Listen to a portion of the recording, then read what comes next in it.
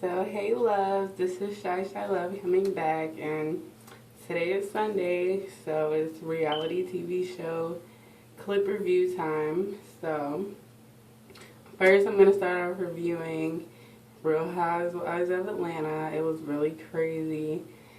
Tonight episode, it was just like wild, like people were fighting and yeah, it was just a mess. So let's get right into it. The show started off with, I think it was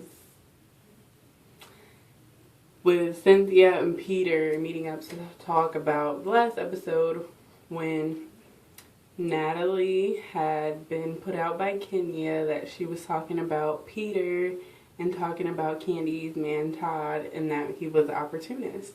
So they go in and then Cynthia's like, it's going to be an issue when we all meet up. So fast forward from that, because it was kind of boring, from Phaedra's big grand birthday party for her son. But past that, Nene seemed really confrontational tonight. Like, it seemed like she was starting all the drama. Like, she basically like set up the situation so they can get into it. And I think she just wanted Kenya to get all the heat, and it ended up going way left.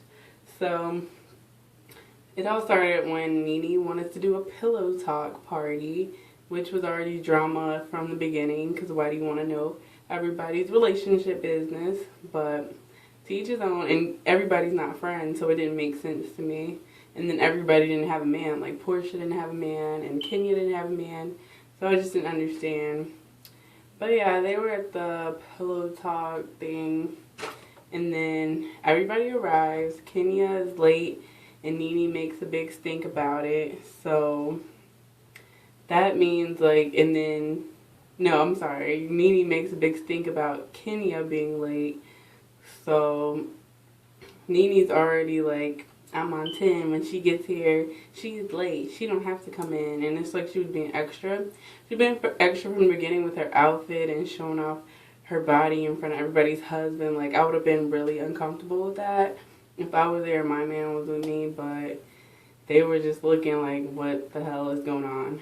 But yeah, so she started asking all these invasive questions, and like, then when Kenya arrived, she closed the door in her face. And I feel like Kenya, even though she'll combat anybody, it's like with Nene, she's like a mouse. Like, she'll be like, okay, Nene, just because she doesn't want to like burn that bridge with Nene, because I think she thinks that Nene can get her on the next level as far as fame and everything. So I think that she kind of like bites her tongue a lot when it comes to Nene, but I feel like she shouldn't do that. I feel like Nene is extra this season, and she definitely needs to be humbled down and put back in her place. But all the ratchetness started ensuing after Kenya got there, and then Natalie and her husband Christopher confronted Kenya, and then Christopher got in her face, and then like, I wouldn't let any man get in my face and act like he's gonna put his hands on me or whatever. So I feel like Kenya was right to like be like, get off of me, and address the woman who she had a problem with, which was Natalie, not him. So I feel like they did it like in a bogus way to set up Kenya. So I feel like that was just bogus. And then like, I think it was, let's see. I just got a brain fart. Then Kenya's gay friend goes to try to help her because Christopher is like trying to attack her. And then Natalie just sitting down like acting scary. Like, I feel like you're a woman, you should be woman to woman and talk to the woman that you're having a problem with, not hide behind your husband. And they all look weird, so ugh. And then Apollo comes out of nowhere and starts beating up the gay guy, Kenya's friend, Brandon. And then it's just like, it was random. I thought Apollo, he had a flashback from jail or something.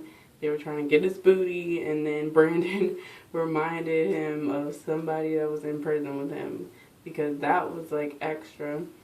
And then, like, it was just confusing from that point on.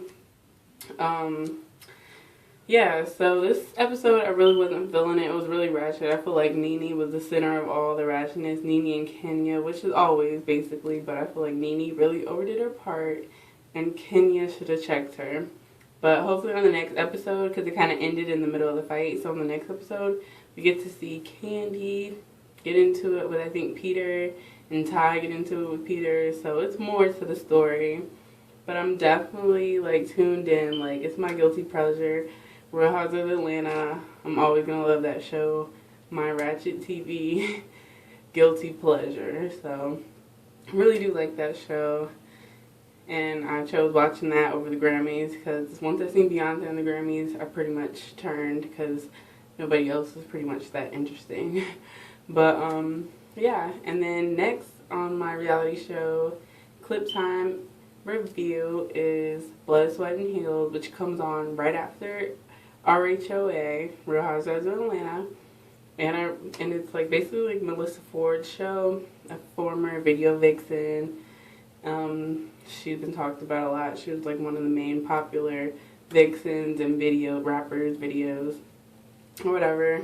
And the show follows women like trying to get their careers to jump off in New York, and they're all like established black women. And I like the show a lot because they're cool for the most part. On tonight's episode, it was really heartbreaking for me because Micah, that's one of my favorite people on the show. She's a former model, a runway model, and she was talking about her dad was going through his last stages of cancer, and she said they have like a past emotional abusive relationship, and she hasn't spoke to him in years, and then she wanted to see him on his last days, and he didn't even say anything to her or acknowledge her, and she was really hurt about it, and I felt really bad for her because like that's like a really hard thing to deal with. And like she has a really good husband because he was there with her through the whole step of the way. Like even when she was acting crazy, but she always acts crazy and drinking a lot.